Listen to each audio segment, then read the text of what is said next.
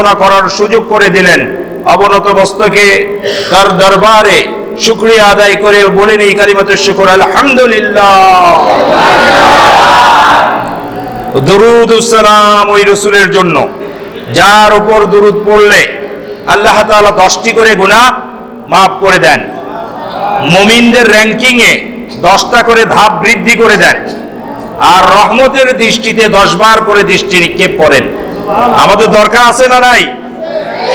গুনাহ মাফের দরকার আছে। আল্লাহ আমাদের দিকে রহমতের দৃষ্টিতে তাকাক, এটার দরকার আছে। আর আমাদের র‍্যাঙ্কিং বেড়ে যাক, এটারও তো দরকার আছে। তার প্রতি দুরূদ ও সালাম বলি সাল্লাল্লাহু আলাইহি ওয়াসাল্লাম।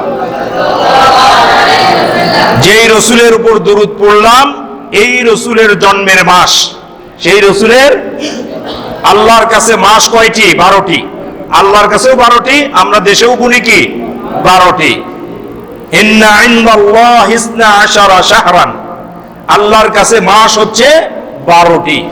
এই 12টি মাসের মধ্যে মুহররম, সফর, 3 নম্বর মাস হচ্ছে রবিউল আউয়াল। রবি মানে বসন্ত, রবি মানে কি বসন্ত, আউয়াল মানে প্রথম, প্রথম বসন্ত। আরব দেশে বসন্তকাল এখন, আরব দেশে এখন কি কাল? বসন্তকালের 2টা পিরিয়ড থাকে, 2 ভাগে থাকে। প্রথম ভাগকে এই জন্য বলে রবিউল আউয়াল, বসন্তের প্রথম ভাগ, আর দ্বিতীয় মাসকে বলে রবিউস সানি, দ্বিতীয় বসন্ত। বসন্ত যখন চলে যায় সেটাকে বলা হয় রবিউস সানি। এই রবিউল আউয়াল মাসের, বসন্ত মাসের সর্বপ্রসিদ্ধ মতে 9 তারিখে রাসূল জন্মগ্রহণ করেছেন। কয় তারিখে? মৃত্যুবরণ করেছে 12 তারিখে, কিন্তু জন্মগ্রহণ করেছে 12 তারিখে। আমাদের কাছে প্রসিদ্ধ একটা মত আছে, সেটা কি যে 12 তারিখেই জন্ম, 12 তারিখেই মৃত্যু। আসলে গবেষকরা গবেষণা করে দেখেছেন যে একই দিনে দিনটা ছিল এক সোমবার, জন্মদিনও সোমবার, মৃত্যুদিনও সোমবার, কিন্তু তারিখ কি ছিল না? এক ছিল না। বিশুদ্ধ মতে তার জন্ম তারিখ রবিউল আউয়াল মাসের 9 তারিখ, আর মৃত্যু তারিখ 12 তারিখ। ঠিক আছে? তো এই মাসেই জন্ম, এই মাসেই মৃত্যু। আর জন্মের দিন কি? সোমবার। জন্মের দিন কি? রাসূল তার জন্মের খুশির জন্য সোমবারে কি রাখতেন? রোজা রাখতেন। আমরা যদি রাসূলের জন্মে কিছু করতেই চাই, তাহলে রোজা রাখতে হবে। কি রাখতে হবে? খ্রিস্টানরা তাদের নবী ঈসার জন্য কেক কাটে, আগরবাতি জ্বালায়। এইটা যদি করা হয়, তাহলে এটা মুসলমান থাকলো না খ্রিস্টান হয়ে গেল? যে রাসূল বলছে যে যে নবীর সাথে, যে জাতির সাথে সম্পর্ক রাখবে তার হাসর নাসর তার সাথে। আমরা যদি জন্মদিন, নিজের জন্মদিন বা রাসূলের জন্মদিন খ্রিস্টানদের মতো পালন করি, তাহলে মুহাম্মদুর রাসূলুল্লাহ সাল্লাল্লাহু আলাইহি ওয়াসাল্লাম বলছেন, মান তাশাব্বাহা বিকওমিন ফাহুয়া মিনহুম, যে যে জাতির সাথে সম্পর্ক রাখবে, মিল রাখবে, ইবাদতের মধ্যে, চলার মধ্যে, ওঠা বসার মধ্যে, চুল রাখার মধ্যে, কাপড় চোপড় পরার মধ্যে, অর্থনীতি, সমাজনীতি, পরিবার নীতি, রাষ্ট্রনীতি, যে যে যার সাথে মিল রাখবে তার হাসর নাসর তাদের সাথে। কে বলছে? মুহাম্মদুর রাসূলুল্লাহ সাল্লাল্লাহু আলাইহি ওয়াসাল্লাম, যিনি জীবনেও একটি মিথ্যা কথা বলেননি। এই জন্য তার আরেক নাম কি? আস-সাদিক। তার আরেক নাম কি? মহাসত্যবাদী। তার আরেক নাম কি? মহাসত্যবাদী। কখনো কাউকে ধোঁকা দেননি, এই জন্য তার আরেক নাম কি? আল আমিন, মহাবিশ্বাসী। মহাবিশ্বাসী, মহাসত্যবাদী। তার আরেক নাম ইয়াসিন, তার আরেক নাম তাহা, তার আরেক নাম আহমদ মুস্তাফা, আরেক নাম মুহাম্মদ মুস্তাফা সাল্লাল্লাহু আলাইহি ওয়াসাল্লাম। আমাদের কোরআনের আগের কিতাব ছিল কি? ইনজিল। কোরআনের আগের কিতাব কি? ইনজিল, যেটা খ্রিস্টানদের উপর নাজিল হয়েছিল। সেই কিতাবের মধ্যে আল্লাহ তাআলা ঘোষণা করেছেন, খ্রিস্টানদের আল্লাহ জানিয়ে দিয়েছেন, ইয়াতি মিন বাদি ইসমুহু আহমদ। ঈসা আলাইহিস সালাম তার জাতিকে, তার উম্মতকে বলতেছে, আমার পরে এক নবী আসবে যার নাম হবে আহমদ। খ্রিস্টানরা মেনে নিল না, তারা বলছে না, আমাদের নবী আসল নবী, এই নবী আর মানে না। এই জন্য ইনজিল কিতাবের মধ্যে থেকে তারা কি করেছে? মুহাম্মদ সাল্লাল্লাহু আলাইহি সাল্লামের নাম কি করেছে?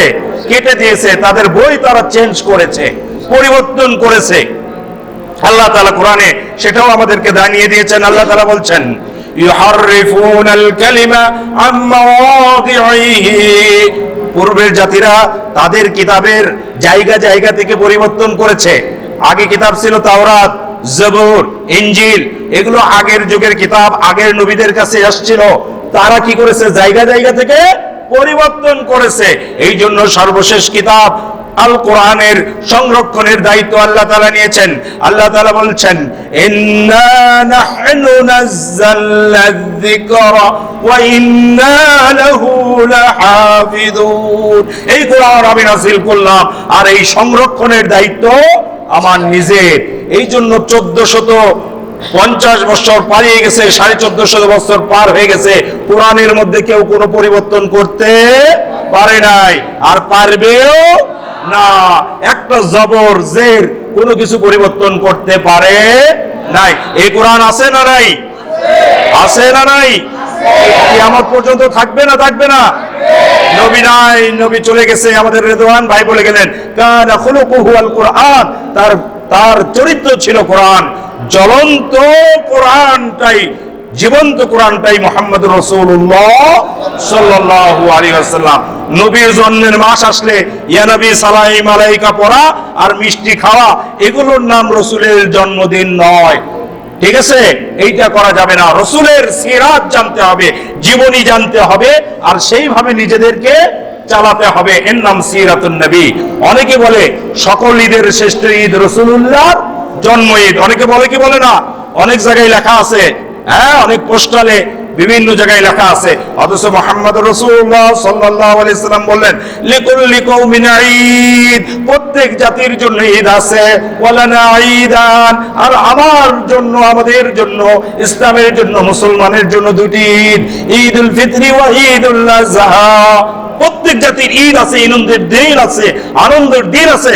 মুসলমানদের আনন্দের দিন কয়টা? দুইটা। কি কি? ঈদুল ফিতর আর ঈদুল আযহা। এর বাইরে তৃতীয় ঈদ বানানো যাবে না। অনেকেই বানাচ্ছে। সকল ঈদের শ্রেষ্ঠ ঈদ শুধু বানাইনি, ঈদুল ফিতরের চেয়ে, ঈদুল আযহার চেয়ে রাসূলের জন্মদিনের ঈদকে বলতেছে শ্রেষ্ঠ ঈদ। তাহলে এটা বানানো যাবে? এটা বানানো কি বেদাত? এটা বানানো বেদাত। রাসূলের জন্মদিনকে ঈদের দিন বলা যাবে না। রাসূলের জন্মদিনকে কেন্দ্র করে কোন ধরনের অন্য ধর্মের রীতিনীতি পালন করা যাবে না। রাসূলের জন্মদিনে কিছু করতে চাইলে কি করা লাগবে? রোজা রাখতে হবে। রাসূল রোজা রেখেছেন, আমরাও যদি কিছু করতে চাই কি করতে হবে? রোজা রাখতে হবে। আল্লাহ তাআলা রাসূলকে কেন পাঠালেন? রাসূলকে আপনার আমার পথ প্রদর্শক, যে পথ দেখায়, যে রাস্তা দেখায়, তিনি পথ প্রদর্শক। আল্লাহ তাআলা বলছেন, ওয়াল্লাযী আরসালা রাসূলাহু বিল হুদা ওয়া দীনিল হক লিইয়ুযহিরাহু আলাদ দীনি কুল্লি। তিনি আল্লাহ। আল্লাহ তাআলা তার পরিচয় দিয়ে বলছেন তিনি আল্লাহ। ওয়াল্লাযী আরসালা রাসূলাহু, যিনি তার রাসূলকে প্রেরণ করেছেন, বিল হুদা, হেদায়েত দিয়ে, ওয়া দীনিল হক, এবং সত্য ধর্ম দিয়ে। হেদায়েত এবং সত্য ধর্ম দিয়ে আল্লাহ আপনার আমার সৃষ্টিকর্তা নবীকে প্রেরণ করেছেন। তার উদ্দেশ্য কি? এই যে পাঠালেন, আয়াতের শেষে বলছেন লিইয়ুযহিরাহু আলাদ দীনি কুল্লি, যাতে করে সকল দিনের উপর, সকল মতের উপর, সকল পথের উপর ইসলামকে বিজয়ী করে দেয়। রাসূলের কাজ কি হবে? রাসূল সকল দিনের উপর, খ্রিস্টান দিনের উপর, ইহুদি দিনের উপর, নাস্তিক দিনের উপর, হিন্দু ধর্মের উপর ইসলামকে যেন বিজয়ী করে দেন। রাসূল কি এটা করতে পারছিলেন? করছেন, করে গেছেন, বিজয়ী করে গেছেন। সেই অন্ধকার যুগ, আরবের অন্ধকার যুগকে আলোর যুগে পরিণত করেছেন। বিদায় হজের ভাষণে সোয়া লক্ষ সাহাবের সামনে বলেছেন যে আল্লাহ আমাকে দায়িত্ব দিয়েছিল, আমি কি সেই দায়িত্ব পালন করতে পেরেছি? সোয়া লক্ষ সাহাবী বলেছেন হ্যাঁ পেরেছেন। ওই দিন বিদায় হজের ভাষণে আল্লাহ রাসূল সাল্লাল্লাহু আলাইহি সাল্লাম সকল সাহাবীকে সাক্ষ্য রেখে আল্লাহকে বললেন, হে আল্লাহ, আপনি আমাকে যে উদ্দেশ্যে প্রেরণ করেছিলেন, সকল মতের উপর, সকল পথের উপর, সকল ধর্মের উপর, সকল দিনের উপর ইসলামকে বিজয়ী করে দেয়া, আমি সেটা করে দিয়েছি। আর এই সাহাবীরা সাক্ষ্য দিয়েছে। ওই দিন আরো ঘোষণা দিলেন, তারাকতু ফীকুম আমরাইন, তোমাদের জন্য দুটি জিনিস রেখে যাচ্ছি, কিতাব আল্লাহি ওয়া সুন্নাত রাসূলি, আল্লাহর কিতাব আর তার রাসূলের সুন্নাত। কয়টি জিনিস রেখে গেছেন? কয়টি জিনিস? দুইটি। রাসূল চলে যাচ্ছেন, বিদায় হজের ভাষণে বলছেন ইসলামকে বিজয়ী করে দিয়ে। এখন কি ইসলাম বিজয়ী আছে? আছে? নাই। এখন ইসলাম বিজয়ী নাই। আমাদের ব্যাংকগুলো রসুলের নিয়মে চলে না, আমাদের শিক্ষা প্রতিষ্ঠান রসুলের নিয়মে চলে না, আমাদের পরিবার রসুলের নিয়মে চলে না, আমাদের রাষ্ট্র রসুলের নিয়মে চলে না, আমাদের 3.5 হাত বডি রসুলের নিয়মে চলে না। এই জন্য রসুল আসেননি। রসুল এসেছিলেন যাতে আমার 3.5 হাত বডি রসুলের নিয়মে চলে, যাতে আমার পরিবার রসুলের নিয়মে চলে, যাতে আমার সমাজ রসুলের নিয়মে চলে, যাতে আমার রাষ্ট্র রসুলের নিয়মে চলে। এক বাবা তার সন্তানের সাথে রসুলের নিয়মে ব্যবহার করে, এক স্ত্রী তার স্বামীর সাথে রসুলের নিয়মে ওঠা বসা করে, বড়দের শ্রদ্ধা, ছোটদের স্নেহ এবং ইতিমের দায়িত্ব নেওয়া এবং গরিবের দায়িত্ব নেওয়া, এই সমস্ত বড় দায়িত্ব নিয়ে রসুল এসেছিলেন। এখন কি এগুলো আছে? নাই। এই দায়িত্ব রসুল বিদায় হজের ভাষণে আপনার আমার উপর দিয়ে গেলেন, বললেন বাল্লিগু আন্নী ওয়ালাউ আয়া। আমার করতেছি না, রসুলের শাফায়াত চাই। রসুলের শাফায়াত ছাড়া জান্নাতে যাওয়া যাবে? কেউ পারবে না। কেউ রসুলের শাফায়াত ছাড়া জান্নাতে যেতে পারবে না। তাহলে রসুলের শাফায়াত নিয়ে যদি জান্নাতে যেতে চায়, এই রসুলের জন্মের মাসে সিদ্ধান্ত নেই, আজকের সিরাতের মাসে সিদ্ধান্তই নেই, রসুলের জীবনী পড়ে শেষ করব। এই আলোচনায় রসুলের পুরো জীবনী আলোচনা করে শেষ করা যাবে না। তোমরা অল্প কিছুদিন আগে শুনেছ, আমাদের আইন উপদেষ্টা আসিফ নজরুল ঢাকা বিশ্ববিদ্যালয়ের একজন শিক্ষক, তিনি তার সারা জীবনে অনেক বই পড়েছেন, দেশে পড়েছেন, দেশের বাইরে পড়েছেন। মুসলিম হওয়ার পরেও রসুলের জীবনী তার পড়া হয়নি। অল্প কিছুদিন আগে হজ করে এসে রসুলের জীবনী পড়ছে, আর আফসোস করে বলতেছে, আফসোস আমি এত কিছু পড়লাম, রসুলকে পড়ি নাই। আমি যদি আমার ছোটবেলায় রসুলকে পড়তাম, আমার জীবন চেঞ্জ করে আমি আরো বড় কিছু হতে পারতাম। দেখো, এত বড় মানুষ আমাদের জীবনে, তাহলে রসুলের জীবনী পড়ার প্রয়োজনীয়তা আছে না নাই? যারা এখানে বসে আছো, তোমরা যারা ছোট, তোমাদের জন্য বাংলা ভাষায় ছোটদের নবী রসুল এই নামে বই আছে। কি বই আছে? ছোটদের নবী রসুল। এই বইটি তোমরা কিনবা আর পড়বা। বড়দের জন্য অনেক রসুলের জীবনী আছে, এর মধ্যে একটি বইয়ের নাম বলে যায়। একটি বইয়ের নাম ভালো করে শুনেন, এই মাসে আজকের এই মাহফিলের পরে এই বইটি কিনবেন। জীবনে অনেক বই কিনলেন, অনেক বই পড়লেন, এই বইটি কিনেন, একটি বই কিনেন, সিরাতের বহি আর রহিকুল মাখতুম। বইয়ের নামটি কি? আর রহিকুল মাখতুম। এই বইটি কিনবেন, এই মাসে এই বইটি পড়ে শেষ করবেন। কেমন ছিলেন রসুল? রসুল কিভাবে ঘুমাতেন? রসুল কিভাবে বাথরুমে যেতেন? রসুল কিভাবে খেতেন? রসুল কোন ড্রেস পরেছেন? রসুল কিভাবে ব্রাশ করতেন? রসুল কিভাবে তার স্ত্রীর সাথে ব্যবহার করতেছেন? এগুলো সবগুলোর নাম সিরাতুন নবী। এগুলো সবগুলোর নাম কি? সিরাতুন নবী। চুল কাটা লাগবে কার মতন? মেসির মতন? রোনাল্ডোর মতো? কার মতো কাটতে হবে? রসুলের মতো। চুল হবে কার মতো? চুল হবে কার মতো? খাবো কার মতো? বাথরুম করবো কার মতো? নামাজ পড়বো কার মতো? শুধু নামাজ, রোজা, হজ, যাকাতের নাম ইসলাম নয়। Islam is the complete code of life. পরিপূর্ণ জীবন ব্যবস্থার নাম ইসলাম, পরিপূর্ণ জীবন ব্যবস্থা। ব্যবসা হবে কার মতন? আজকে ব্যবসায়ীরা রসুলের মতো ব্যবসা করে, দাম বাড়ায় দেয়, তাই না? কম দামে কিনে বেশি দামে বেচে, নেওয়ার সময় বেশি বেশি কিনে, দেওয়ার সময় কম কম দেয়। ওজনে যখন নেয় বেশি নেয়, আর যখন দেয় কম দেয়। কিনে কম দামে। তাহলে তৌফিক দান করেন, বলে আমিন। আল্লাহ তাআলা বলছেন, ওয়া মা আরসালনাকা ইল্লা রাহমাতাল লিল আলামিন। হে রাসূল, আপনাকে সারা বিশ্ববাসীর জন্য রহমত স্বরূপ প্রেরণ করা হয়েছে। রাসূল সারা বিশ্ববাসীর জন্য কি ছিলেন? রহমত। সারা বিশ্ববাসীর জন্য রাসূল কি ছিলেন? রহমত। অতএব আপনার আমার জীবনে রাসূল আমল করার নিয়ত। রাসূল সাল্লাল্লাহু আলাইহি সাল্লাম কেন এসেছিলেন? ইসলামকে বিজয়ী করে দেওয়ার জন্য। কেন এসেছিলেন? রাসূলকে বিজয়ী করার জন্য। আল্লাহ তাআলা রাসূলের জন্য বলছেন, লাকাদ কানা লাকুম ফি রাসূলিল্লাহি উসওয়াতুন হাসানাহ। তোমাদের জন্য রাসূলের জীবনেই রয়েছে সর্বোত্তম আদর্শ। কার জীবনে আছে? রাসূলের জীবনে সর্বোত্তম আদর্শ। আমরা অমুককে আদর্শ বানাই, তুমুককে আদর্শ বানাই, বানানো যাবে? যে মানুষ তার নিজের পিঠ দেখে না আয়নার সাহায্য ছাড়া, সেই মানুষ আপনি আমাকে মুক্তি দিতে পারে না। অতএব মানব রচিত কোনো মতবাদ মানা যাবে না। মানতে হবে কাকে? রসুলকে। যে রসুল আপনি আমার জন্য শাফায়াত করবেন, যে রসুল এখনো কবরের মধ্যে উম্মতের জন্য বলছে, ইয়া উম্মতি ইয়া হাবলি উম্মতি, আমার উম্মতের কি অবস্থা, আমার উম্মতের কি অবস্থা। এই উম্মতের এত মর্যাদা রসুলের কারণে হয়েছে। এই উম্মত হওয়ার জন্য অন্য নবীরাও আল্লাহর কাছে ফরিয়াদ করেছিলেন, যে হে আল্লাহ আমাদেরকে মুহাম্মদুর রাসূলুল্লাহ সাল্লাল্লাহু আলাইহি সাল্লাম, নাম শুনলে কি বলতে হবে? সাল্লাল্লাহু আলাইহি ওয়াসাল্লাম, যেটি আমরা একটু আগে আলোচনা শুনলাম। ওয়ারফা'না লাকা যিকরাক, রসুলের যে সম্মান আর মর্যাদা আছে এটা পৃথিবীর মধ্যে সবচেয়ে উঁচুতে করা হয়েছে, সবচেয়ে উঁচুতে। রসুলের নাম প্রতি সেকেন্ডে উচ্চারিত হচ্ছে, প্রতি সেকেন্ডে। কতবার উচ্চারিত হয় এটা বলা সম্ভব নয়, কিন্তু প্রতি সেকেন্ডে উচ্চারণ হচ্ছে। শুধু আজানেই প্রতি সেকেন্ডে আশহাদু আন্না মুহাম্মাদার রাসূলুল্লাহ। বিজ্ঞানীরা গবেষণা করে দেখেছেন সূর্য ওঠা থেকে সূর্য ডুবে যাওয়া পর্যন্ত আজানের যে টাইমিংটা আছে, এই টাইমিংটা সারা পৃথিবীতে যদি এক নিয়মে মিলানো হয় যে কখন সূর্য উঠলো, প্রথম আজানটা কোথায় হলো, তারপরে কোথায় আজান হলো, তারপরে জহরের আজান, আসরের আজান, মাগরিবের আজান, এইভাবে তারা টাইমিং করে দেখতেছে। একটা কোনো সেকেন্ড নাই যে সেকেন্ডের মধ্যে আশহাদু আন্না মুহাম্মাদার রাসূলুল্লাহ বলা হচ্ছে না। বলুন সুবহানাল্লাহ, সুবহানাল্লাহি ওয়া বিহামদিহি সুবহানাল্লাহিল আযীম। এই মুহাম্মাদুর রাসূলুল্লাহ সাল্লাল্লাহু আলাইহি ওয়াসাল্লাম এমন এক যুগে এসেছিলেন যে যুগ ছিল অন্ধকার, তিনি সেই যুগকে আলোকিত করেছিলেন কি দিয়ে? কোরআন দিয়ে। কি দিয়ে?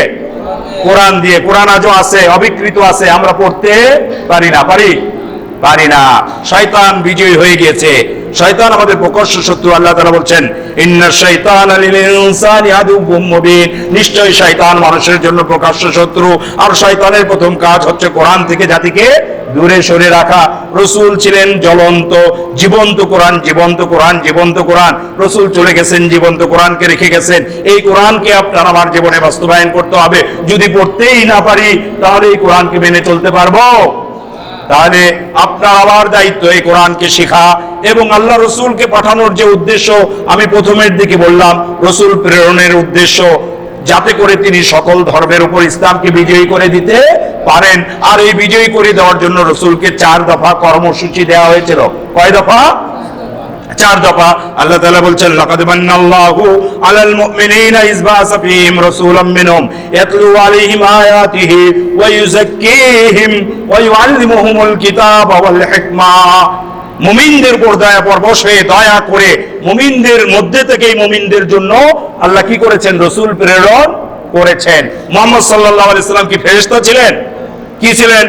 মানুষ ছিলেন, কুরাইশ বংশের মানুষ ছিলেন, আপনার আমার মতনই জন্মগ্রহণ করা মানুষ ছিলেন। যদি আমাদের মতন মানুষ না হতো, অনেকে এই কথা বলতো উনি তো ফেরেশতা তাই পারছে, আমরা পারবো না। এই কথা বলতো কি বলতো না? হ্যাঁ, উনি মানুষ হওয়ার মতন যদি পারে, তাহলে আমরাও পারবো, ঠিক না? তাহলে আমরাও পারবো কি পারবো না?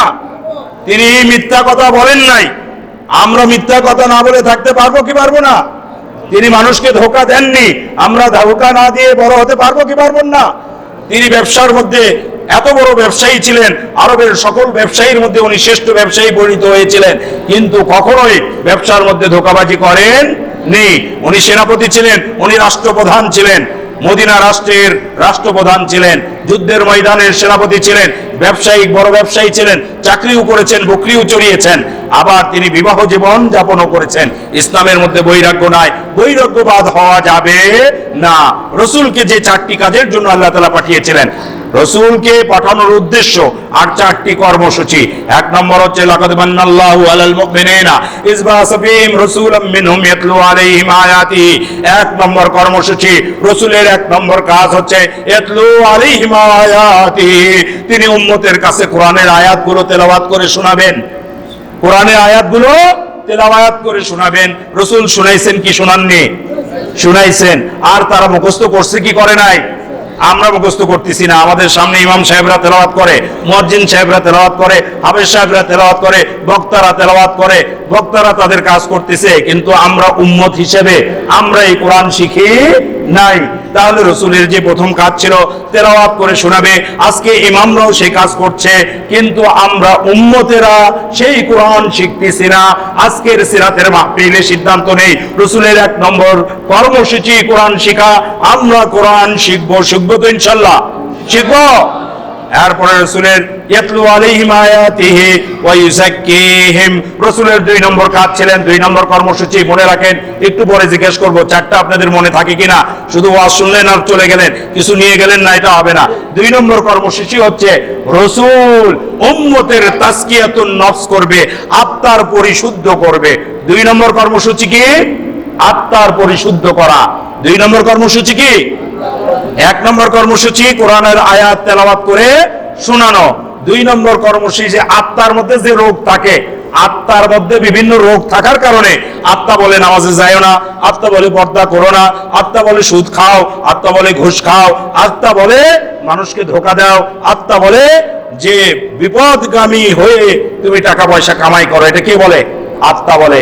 অতএব আত্মার মধ্যে রোগ আছে, এই রোগ দূর করা রাসূলের 2 নম্বর কাজ। ওয়াইযাক্কিহিম, তিনি কি করবেন?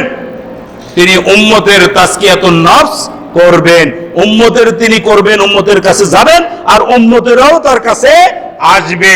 তাহলে আলেম ওলামারা আপনাদের কাছে যাচ্ছে, দাওয়াতে তাবলীগের ভাইরে যাচ্ছে, ইমাম সাহেব তার খুতবা থেকে যাচ্ছে, বক্তারা তার স্টেজ থেকে যাচ্ছে। আপনাদের কাজ এই আলোচনা শোনার মাধ্যমে, এই কোরআনের কথাগুলো শোনার মাধ্যমে তাজকিয়াতুন নফস করা, নফসের মধ্যে যে রোগ আছে এই রোগগুলো দূর করে নেওয়া। এটা রাসূলের 2 নম্বর কর্মসূচি।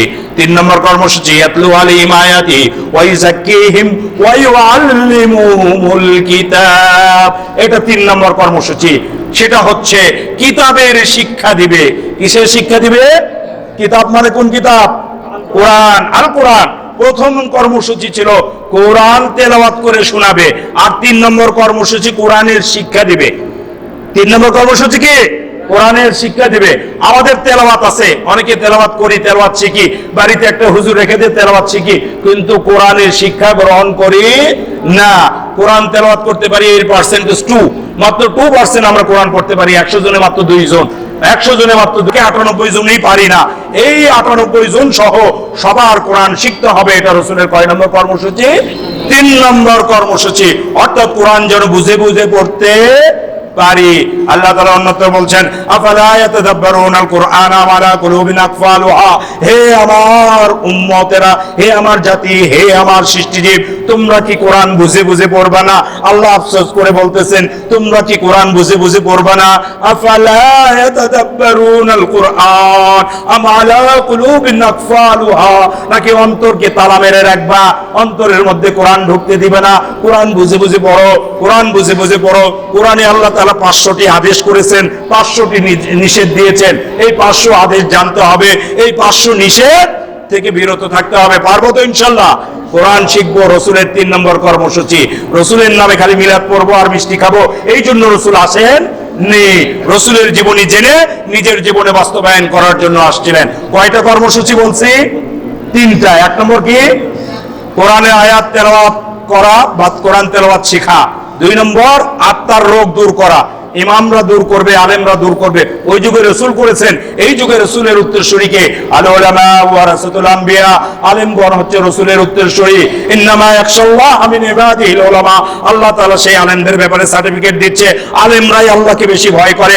অতএব আলেমদের কাছে যাও, আলেমদের কাছ থেকে তেলাওয়াত শিখো, আলেমদের কাছ থেকে কোরআনের জ্ঞান শিখো। অতএব রাসূল নাই, রাসূলের উত্তরসূরি যারা আছে তাদের কাছ থেকে এই কর্মসূচি শিখতে হবে। রাসূলের 4 নম্বর কর্মসূচি ওয়া ইউআল্লিমুহুমুল হিকমা, আর হাদিসের হিকমা আইয়া সুন্নাহ, সুন্নতের শিক্ষা। সুন্নতের শিক্ষা রাসূল দিবেন। সুন্নত মানে কি? সুন্নত শব্দের অর্থ নিয়ম, নীতি। নিয়ম এবং নীতি। প্রস্রাব করার নিয়ম আছে না নাই? কিভাবে প্রস্রাব করবেন রাসূল বলে গেছেন না যায়নি?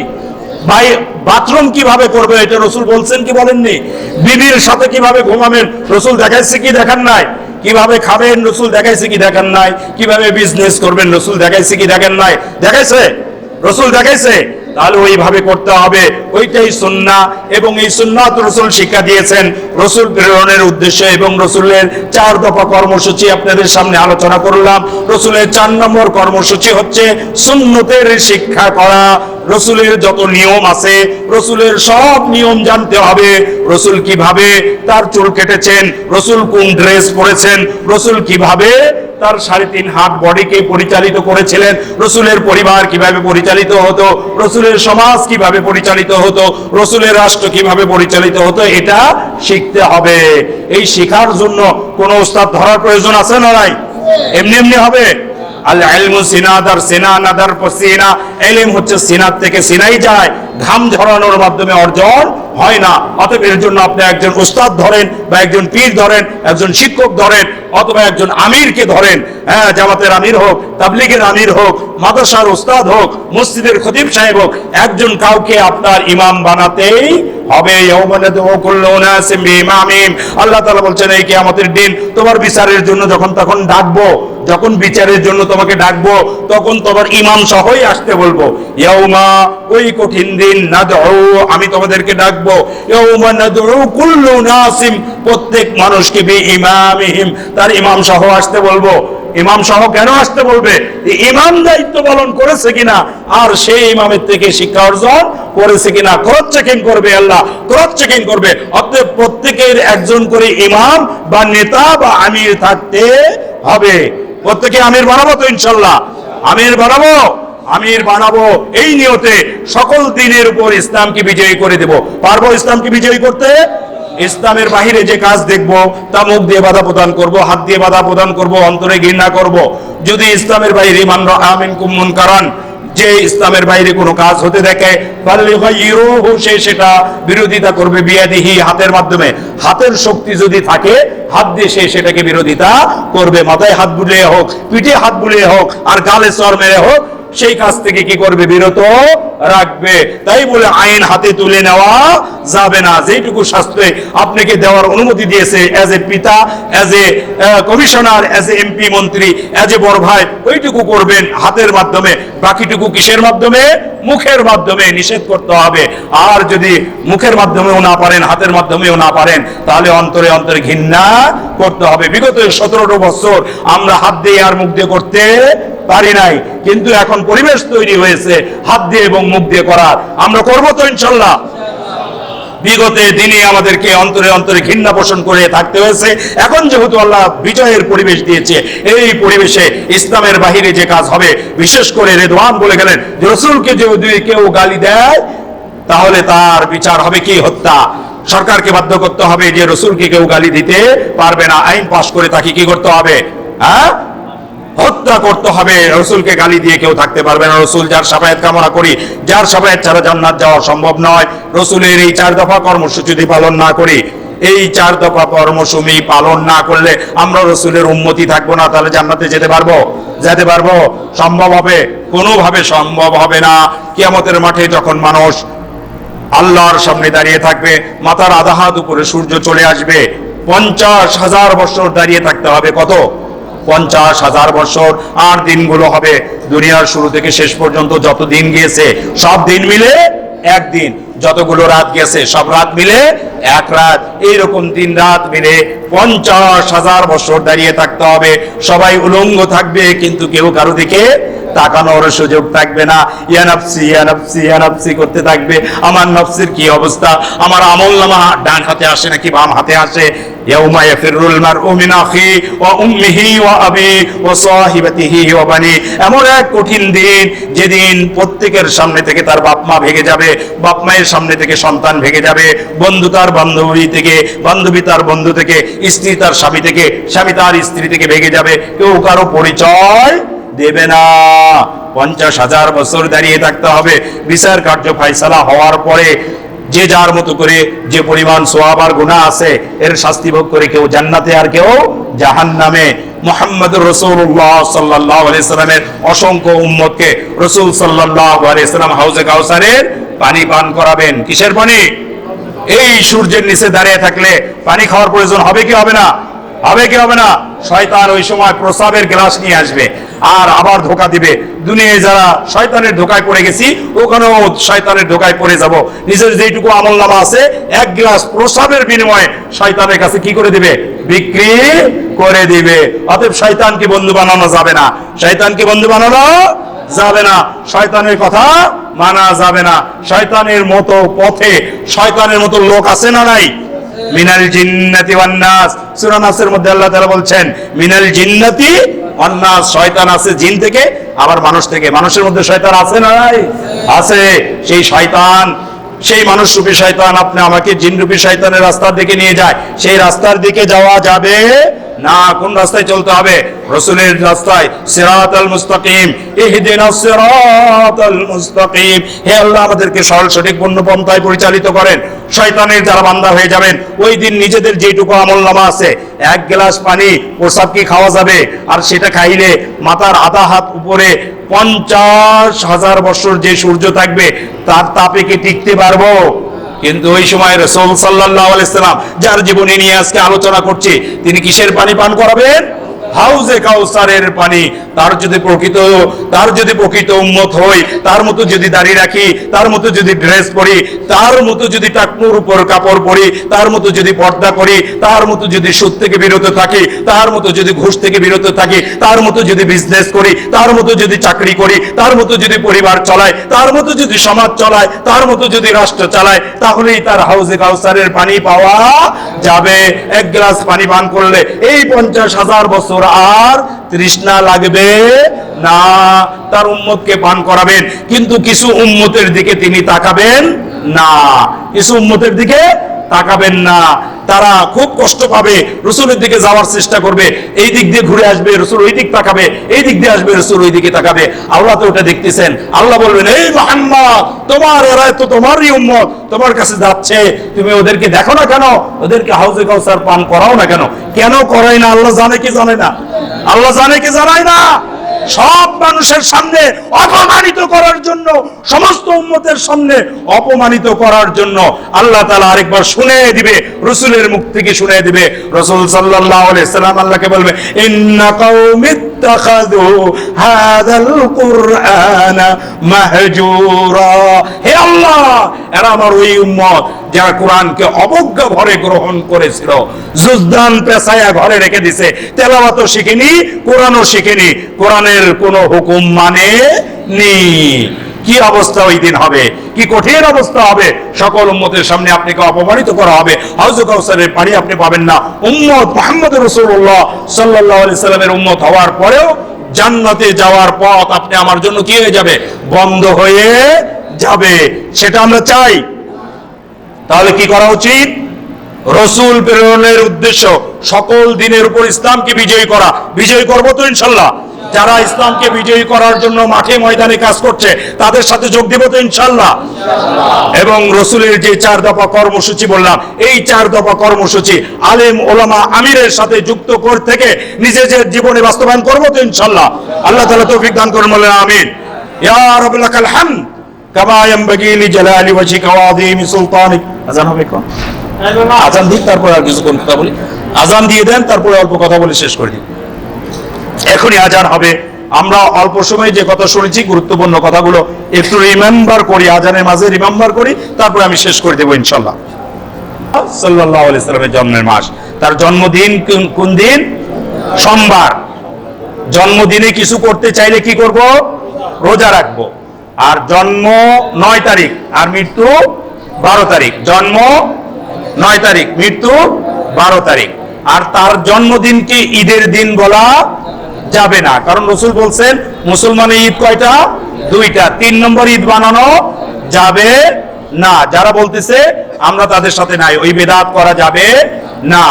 তাহলে রাসূলের জন্মদিনে খ্রিস্টানদের নিয়ম নীতি অনুসারে কোনো কিছু করা যাবে না। যদি করি তাহলে আমাদের হাসর নাসর কার সাথে হবে? খ্রিস্টানদের সাথে হবে। তাহলে আমরা এখান থেকে জানলাম যে আমরা ঈদে মিলাদুন নবী নয়, বরং সিরাতুন নবী পালন করছি। রাসূলের জীবনী নিয়ে আলোচনা করছি। রাসূলের জীবনী অনেক ব্যাপক। আমি সেখান থেকে সংক্ষিপ্ত আকারে রাসূল প্রেরণের উদ্দেশ্য বলেছি, আর রাসূলের 4 দফা কর্মসূচি বলেছি। রাসূল প্রেরণের উদ্দেশ্য কি ছিল একটু বলি তো সবাই। রাসূল প্রেরণের উদ্দেশ্য কি? সকল দিনের উপর, সকল মতের উপর, সকল মতাদর্শের উপর ইসলামকে বিজয়ী করে দেওয়া। আমরা করে দিব নাকি গোলাম হয়ে থাকবো? আমাদের উপর অন্য মতাদর্শ লেনিন কার্ল মার্কস উপরে থাকবে না মুহাম্মদ উপরে থাকবে? কে উপরে থাকবে? কে উপরে থাকবে? সবচেয়ে বড় নেতাকে? তোমার নেতা আমার নেতা বিশ্ব নবী মোস্তফা। তোমার নেতা আমার নেতা, এর বাইরে অন্য কাউকে নেতা বানা যাবে না। কারো জীবনী যদি রসুলের জীবনের সাথে মিলে যায় তাহলে নেতা বানা যাবে, বাকি নেতা বানা যাবে না। মুসলমানের নেতাকে বিশ্ব নবী মোস্তফা। তার প্রেরণের উদ্দেশ্য সকল মতের উপর ইসলামকে বিজয়ী করে দেওয়া। পারবো তো ইনশাল্লাহ? তার 4 দফা কর্মসূচির 1 নম্বর কি? কোরআন তেলাওয়াত শেখা। শিখবো তো ইনশাল্লাহ? 2 নম্বর কি? অন্তরের রোগ দূর করা। যে অন্তরের রোগের কারণে আমরা পাপ কাজগুলো করি, এই রোগ দূর করে পাপ কাজ থেকে বিরত থাকবো। পারবো তো ইনশাল্লাহ? 3 নম্বর কর্মসূচি কোরআন অর্থ সহকারে শেখা। শিখবো তো ইনশাল্লাহ? 4 নম্বর কর্মসূচি সুন্নাত, রসুলের সকল নিয়মগুলো শেখা। শিখবো তো ইনশাল্লাহ? শুধু খাওয়ার পরে মিষ্টি খাওয়া আর মেসাক করাই সুন্নত নয়। রসুলের দিনকে রাজপথে জীবন দিয়ে বিজয়ী করার নাম হচ্ছে বড় সুন্নাত। সেটাও যেন আমরা করতে পারি, আল্লাহ তাআলা সেই তৌফিক আপনি আমাকে দান করেন, বলেন আমিন। শুধু মিষ্টি খাওয়ার সুন্নতই পালন করব না, রসুলের দাঁত ভাঙছে কি ভাঙে নাই? রসুল জিহাদের ময়দানে গেছে কি যায় নাই? সুমাইয়া রাদিয়াল্লাহু তাআলা শহীদ হয়েছে কি হয় নাই? রসুলদের মধ্যে থেকে বদরের যুদ্ধে 14 জন শহীদ হয়েছেন, উহুদের যুদ্ধে 70 জন শহীদ হয়েছেন। উহুদের ময়দানে রাসূল সাল্লাল্লাহু আলাইহি সাল্লামের প্রিয় চাচা আমিরে হামজার কলিজা চিবিয়ে খাওয়া হয়েছে। আমরা ইসলামের জন্য ওই ধরনের প্রস্তুত আছি তো ইনশাআল্লাহ? আল্লাহ তাআলা সেই তৌফিক আমাদেরকে দান করেন, বলেন আমিন। রসুলের জীবনী আমাদের জীবনী হোক, রসুলের পরিবার আমাদের পরিবার হোক, রসুলের সমাজ ব্যবস্থা আমাদের সমাজ ব্যবস্থা হোক, আর রসুলের রাষ্ট্র ব্যবস্থা আমাদের রাষ্ট্র ব্যবস্থা হোক। আর এটা বাস্তবায়নের জন্য আমরা কোন আমিরের আন্ডারে ঐক্যবদ্ধ থেকে কাজ চালিয়ে যাব। আল্লাহ তাআলা তৌফিক দান করেন, বলে আমিন। হাদা মা ইনদি ওয়া সাওয়াবু ইনদাল্লাহ। বারাকাল্লাহু লানা ওয়া লাকুম বিল কুরআনিল আযীম ওয়া নাফা'না ওয়া ইয়্যাকুম বিল আয়াতি ওয়ায যিকরিল হাকীম। আস্তাগফিরুল্লাহ লি ওয়া লাকুম ওয়া লিসাইরিল মুসলিমিন ইন্নাহু জাওয়াদুন কারীমুন বাররুর রাউফুর রহিম। ওয়া আখিরু দাওয়ানা আনিল হামদুলিল্লাহি রাব্বিল আলামিন। সুবহানাকাল্লাহুম্মা ওয়া বিহামদিকা আশহাদু আল্লা ইলাহা ইল্লা আনতা আস্তাগফিরুকা ওয়া আতুবু ইলাইক।